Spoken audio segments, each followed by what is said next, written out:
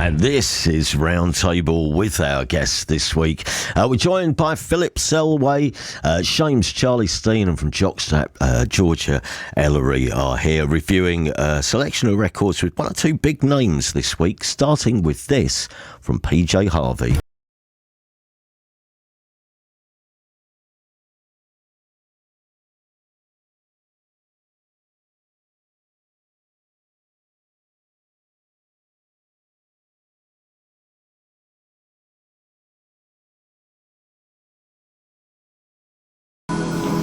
PJ Harvey, A Child's Question, August.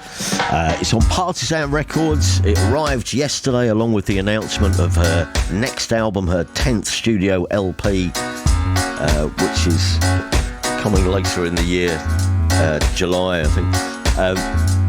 Where should we? I think we should start with Philip Selway because you've been around nearly as long as PJ Harvey. We were just saying because Polly Harvey's first record comes 91, and you're just behind that. But it's a similar kind of era, I suppose, with regard to what was going on. Absolutely, yeah. I mean, our first ever show in the States was opening for Polly. Was in it? New York. Yeah. I never knew that. There you go. Good factoid. Yeah. Well, was it a good show? Yeah. Was it a good show? She was great. I'm not sure that has to be honest with you. Where was it then? Was it something like Mercury Lounge or somewhere like that? No, sorry, that's been lost in the mist of time. Right, okay, no, fine. Well, I mean, there's probably someone who's got a website, a gigography website, that's got all the dates on. We'll look it up later. So were you always a fan then from early on? Have you been a fan for the past X years? Yeah, absolutely. I mean, there's she is unable to do anything other than great, really. And I kind of listening to this track, if I was doing a blind test on it, I would not have landed on Polly Harvey because there's I don't know, there's a real warmth in this record, and I find it quite an affecting song, really. Yeah. And kind of been reading these lovely notes that you've given us as well, and it kind of it's got quality throughout, hasn't it? You've got Flood producing it, and John Parrish, and yeah, it's the A-team. It really is, isn't it? And it shows. PJ Harvey, welcome, by the way, Georgia, to Roundtable. PJ Harvey, did you like this? I did. I'm a really big PJ Harvey fan. Are you? Yeah, and I started playing guitar when I heard her music, not too long ago, actually, when I first discovered it, yeah. Really? Yeah. So how did you come across PJ Harvey? Were you introduced to Polly's music via somebody? Yeah, via a friend who had great taste. And she told me to listen to Is This Desire? So that was my first introduction. Right. Yeah. Mm-hmm. And from there on, a fan. And this, you've got an awful lot to go back and listen to. Yeah, I know. I'm doing my best. I mean, there's plenty to mine there. Yeah. It's quite a big seam. PJ Harvey, Charlie. Yeah, I think it's really beautiful. It kind of sounds to me like a sort of film soundtrack, like someone out of The Wicker Man or something like that. Like The Landlord's Daughter. But I think it's an amazing song, and she worked with Flood, who did our last album, and I know they've done about 9 albums together, and anyone who can be with him that much time deserves all the praise they can get and the highest ratings in the world. But yeah, I mean, what is Flood like to work with? Obviously, I've never been in the studio with Flood, but we've all, I would say, probably about 50% or more of our listeners have got records produced by or engineered by Flood. Yeah, it's a lot of experimentation. It's sort of like cut the song in half, sing it in Latin, and sort of like all these different things. Play it backwards, and then it usually sounds the exact same as the first way you started it 4 weeks earlier. But it was like boot camp. We all came out looking quite good. Good. But yeah, I think working with him is amazing, and I know he's a really big fan of Polly. Obviously, I don't know her on a first name basis, but no, surprise, that is her name. But yeah, like Georgia was saying, like I got into her not that long ago. Sort of, I got into the song We Float, right? And I really, really love it, and everything she does seems to be amazing. Well, who's the strangest person you've worked with production-wise in the studio, just out of interest? Have you worked with anyone who's slightly cranky? I suppose. We've just worked with Nigel. I was just about to say that. I was just having that thought, thinking, actually, no, you've worked with one producer pretty much all the way through. Yeah. I suppose one of them, is it, but were there moments, though, where, okay, so in his case, does he have to stop you from going, I don't know, being in a studio for so long you lose the plot? You've had the inside story, obviously, Steve. I've heard the story of the Bends. I've heard a story of Tom York sitting under a piano, miking up a bicycle wheel with a bit of cardboard so you could do that spinner thing so it makes noises. That's how you make a hit. Yeah. That is true, but it sounded good. Let's give PJ Harvey some marks out of 10. Let's start with Philip. I'm going to go for a hefty 9 on that one. Excellent. Georgia. Yeah, I'm going to go for a 10 out of 10. Well, coming in strong. Starting high, Yeah. Highest. And Charlie. I'm going to go for a 9. Okay, that's PJ Harvey, A Child's Question, August. And this is by Jada G.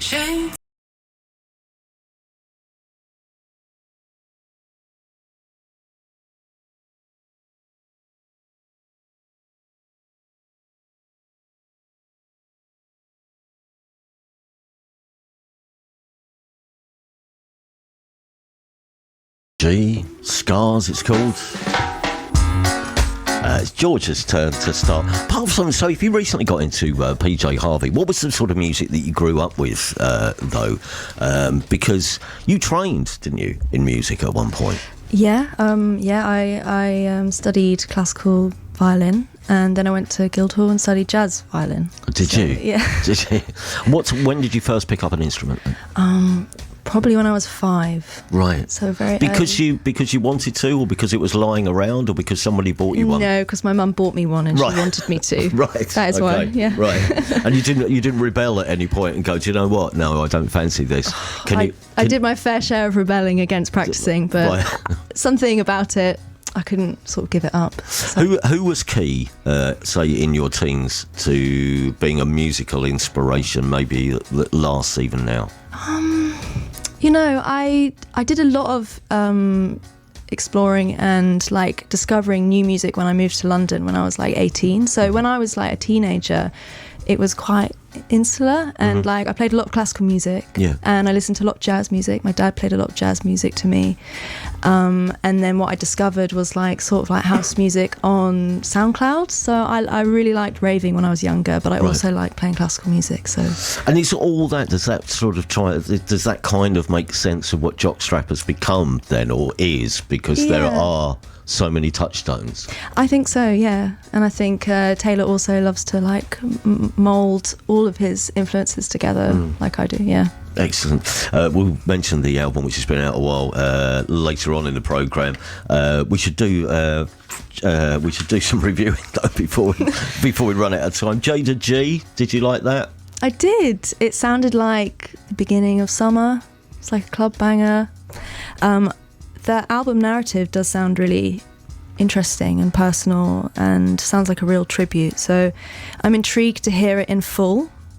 But yeah, I did like it. Charlie from Shame, are you interested in the Jada G album in full? Have you got enough time in your life to do that? I can spare 45 minutes. Can you? Yeah. Can you for this? Of course I can. Okay. Yeah. I mean, same sort of thing. I think, I heard this song before I came in today or whatever, and then sort of reading about the context of it, how it's about her dad and all of these other sort of pretty sort of powerful things. I'm sort of really intrigued by it, and even the sort of use of sampling his voice and stuff like that, even though he's passed away, I think is really interesting. I think is that question of whether you can separate it sounds lame, but art from context or whatever, and whether you can do that on this. But if it has enough of a strong narrative, that will speak for itself, and quite literally he is speaking for himself. So yeah, I'm interested to read it. And I think when I first heard this song, it's different reading that, now, because it sort of does feel like a bit more of a journey, and it feels more like you're being enticed into something than just sort of one linear, do you know what I mean, experience. Yeah. Which is long lasting. Yeah. Philip? Yeah, I really liked it as well. Felt very celebratory, and kind of given the context of where the album comes from as well. I think that's a lovely place to be. I mean, kind of looking at the tracks that you've selected for us today. I mean, there are a lot of heart songs, and Yes, really there are, comes actually, strangely, yeah. comes across very strongly on this one. So yeah, I liked it. Yeah, it's a slightly more weepy version of Roundtable. Than we usually. Tears sell tea. Yeah, okay. Mark's Just give me a moment, Steen. Yeah. okay. Mark's out of 10. Georgia, start us off. 8. Charlie I will go for 7. and Philip. I will go for 7 as well. And something new from Block Party after this.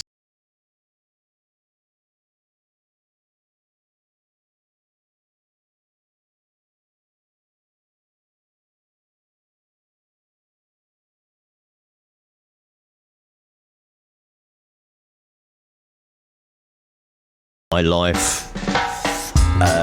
Talking of which, where are you off to next in the world, Charlie? After you finish because it's the London date of the tour over here tomorrow. Yeah, and big then London show. Big London show at the Troxy tomorrow, and then where? Have you got another series of dates? Are you abroad again? Yeah, we go to America for like a month and a bit or something like that, which should be fun. Get to talk to a lot of funny people. Is that about the right length of time?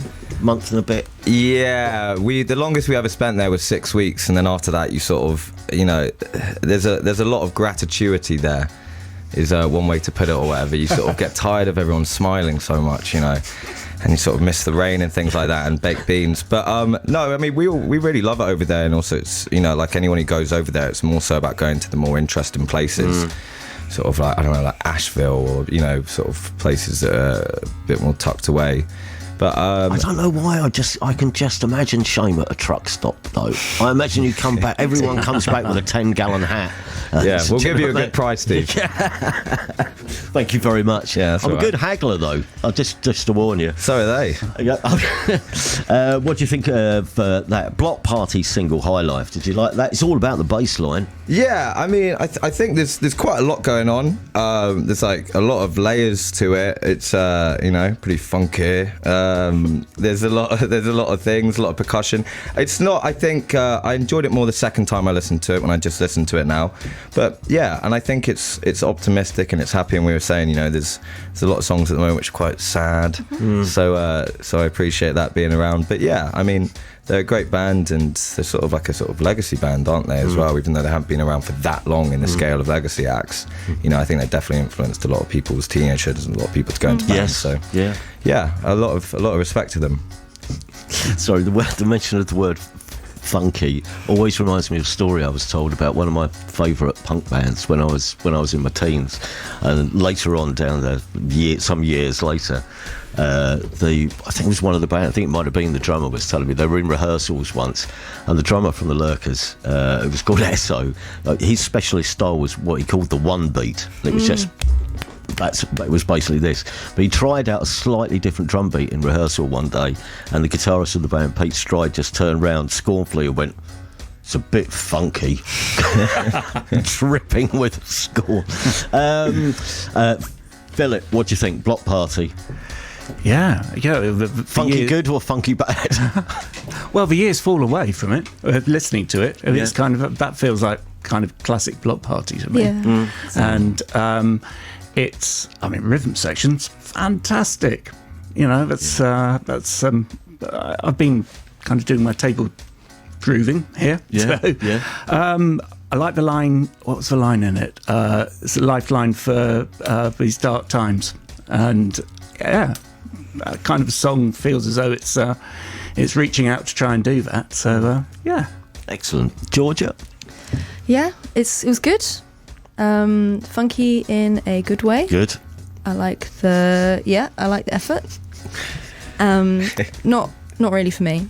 No. But very Block Party. I have listened to them before, and I have been a fan when I was younger, or a listener.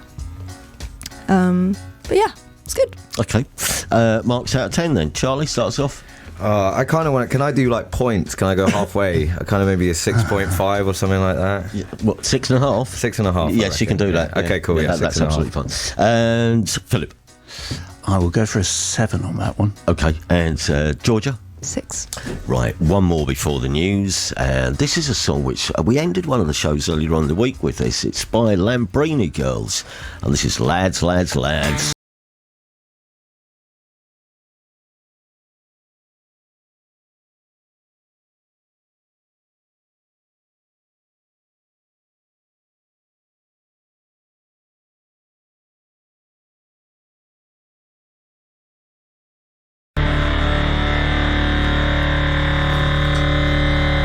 That's what you want to look.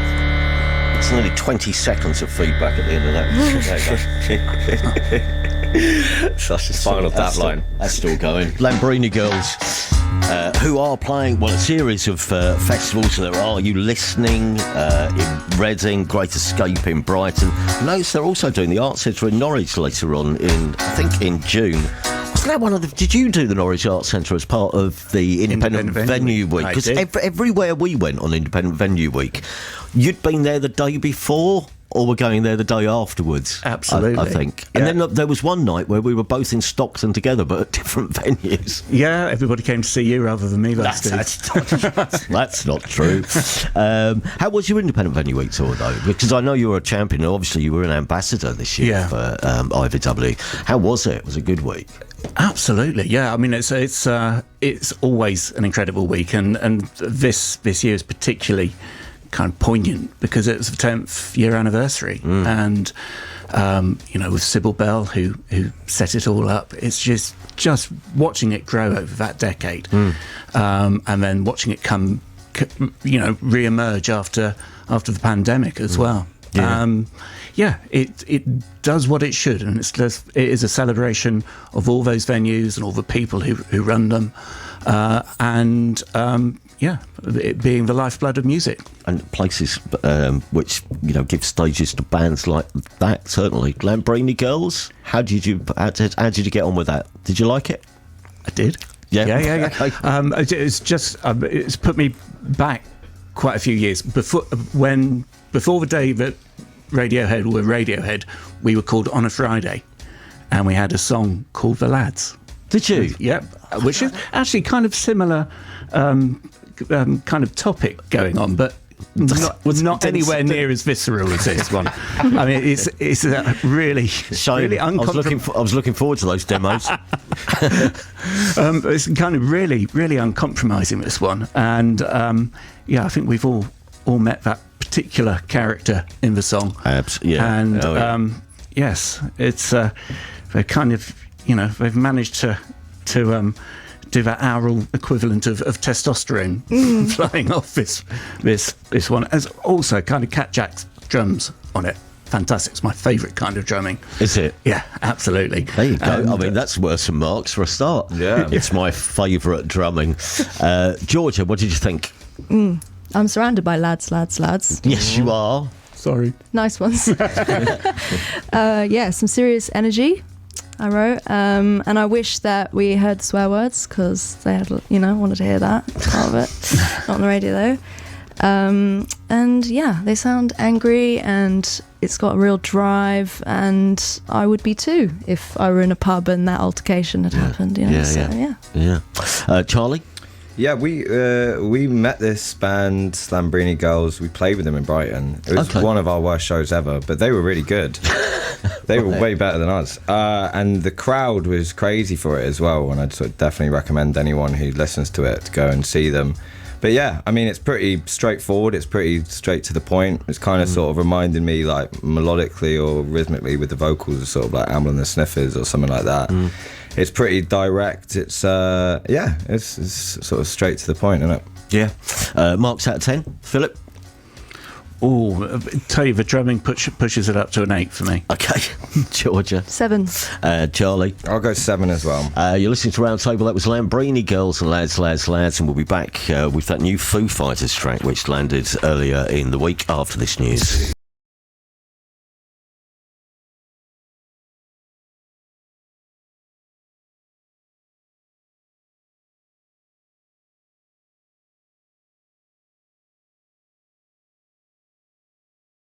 Told me about Foo Fighters and Rescued. Welcome if you just tuned in. Mark Riley follows us with the Bug Club in session in 20-something minutes time. We have our esteemed panel, though, to pass judgment on a few more records before we go. That's Philip Selway over there. That's Charlie from Shame over there, and Georgia Ellery from Jockstrap.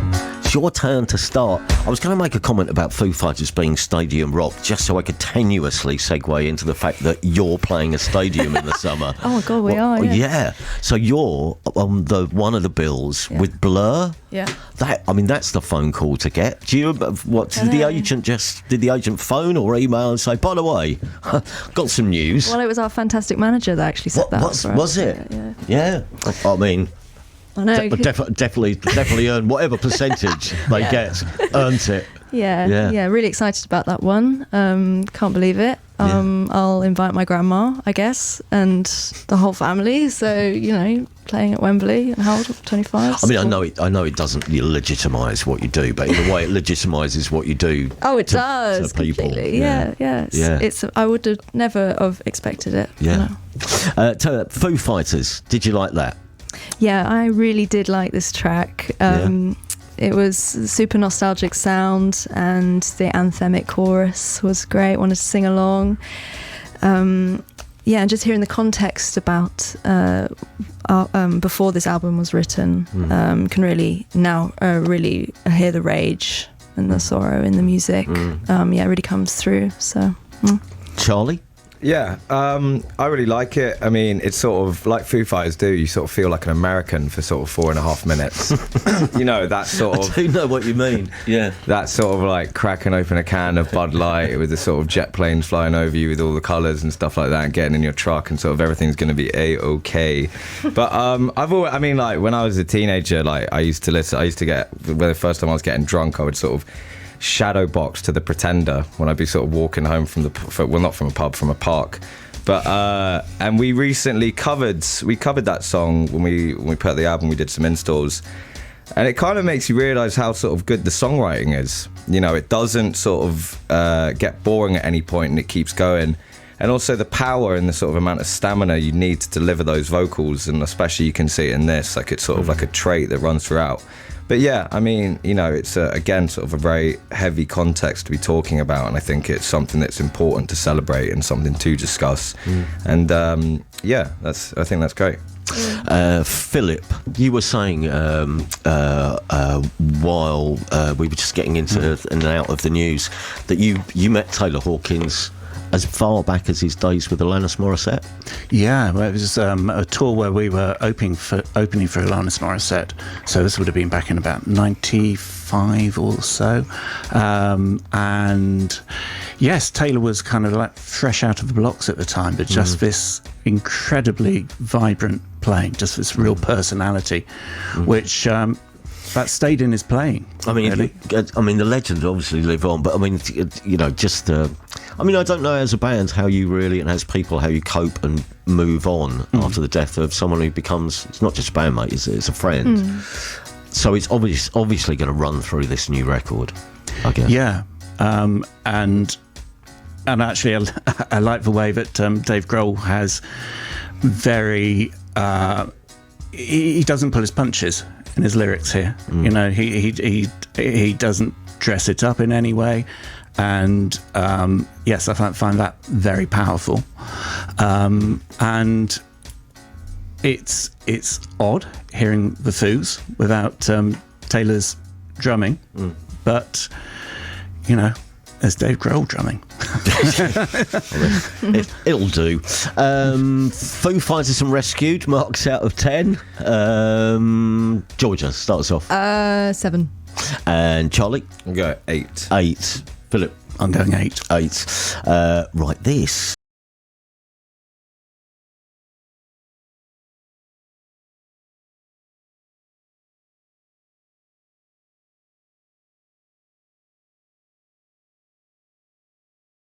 And replacements. Charlie, your turn to start. I think it's not particularly like my cup of tea. But I think, it's cool. I mean, it's definitely sort of very catchy, and I do like the vocals. I mean, I remember when LaRue came out as a kid or whatever, and that was like, I can't swear, like sort of everywhere, sort of always on TV and stuff like that. So it's almost sort of, I almost have her vocals ingrained into me or whatever.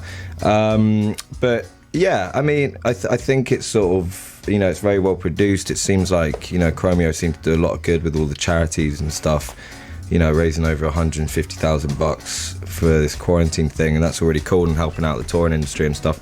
But yeah, I think that's my take on it. You got it seems to, the chorus seems to happen for the whole thing. So they've clearly achieved there. Yeah, I think you're right. Philip? Yeah, that's kind of another one of those heart songs in a way, isn't it? It's I listen to it and just think, well, I could never write a song like that. That's kind of not my musical DNA, if you like. But I listen to it and then I just kind of find myself sitting here, kind of pulling it apart, just thinking, okay, what made them make these decisions, because it's kind of a very different world to mine. But yeah, I loved that kind of that dance floor energy to it, and you've got to love somebody who's set up a record label to mentor up and coming artists. So pay it forward. Georgia? Yeah, I liked the 80s sort of nostalgic, daft punky, Madonna-y sort of instrumentation and the reverb on the snare. So yeah, I like it. It's like tight, clean pop. Makes me want to dance. The good sort of funky for me. Okay. And LaRue's an icon at this point. So yeah, anything with her on it, like her contribution to this track is what I like about it. But I hadn't heard of Chromeo before, so new to that. That's another mine, bit of mining to be done. That is, another seam to mine. Marks out of 10. Charlie, your turn starts. I'm going to go for a 6, but that's just because it's not my, not exactly that, but it's still really good. Philip? I'm going to go for a 7. And Georgia? 7. And one more from us, and this is something which we played the other day. It was quite a surprise, this, in many ways. This is a solo track from Grian Chatham from Fontaines, DC. If you missed it the other day, you haven't heard it yet. This, which fades in, wait for this. This is called The Score. Where's it gone? There you go. It's The Score from Grian Chatham. Here you go.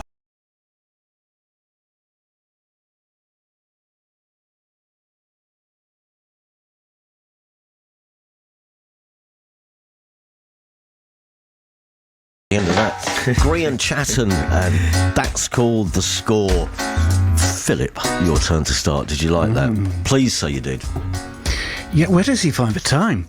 I mean, that is a lot of work he's putting out there. Yeah, that one is in my musical DNA. That one, I really like that. It's always fascinating when you see people do stuff outside the kind of act that they're known for. It kind of always informs.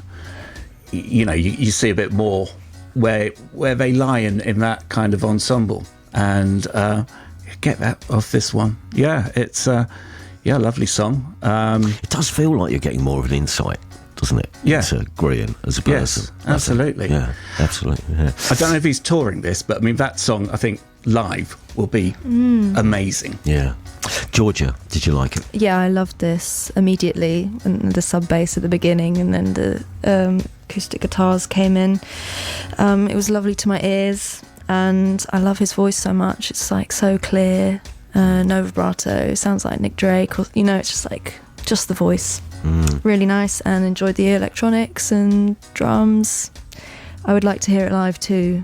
I wonder why it's a solo project and not part of the band, but yeah, it's great.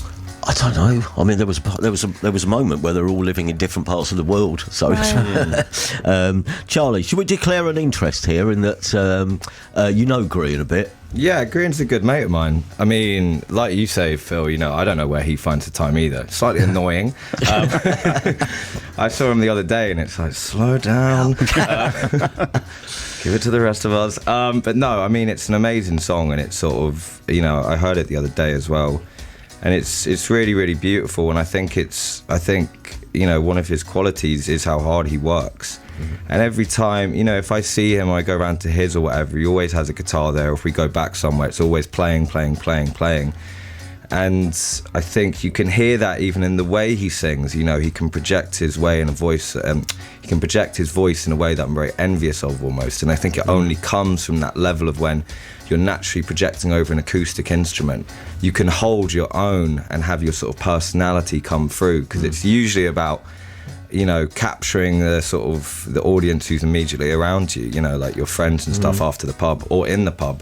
But yeah, I mean, I think that song's amazing, and you know, everything he does, he's such a good lyricist. He seems to have an ability, and I know this is what songwriters do, but he seems to do it on a much more regular basis of just being able to look at something, or you could look at a group of people or listen to a conversation that group of people are having, and turn it into poetry in some way, because it will mean something or say something to him that he can translate into a song. Yeah. Do you see what I mean? Yeah.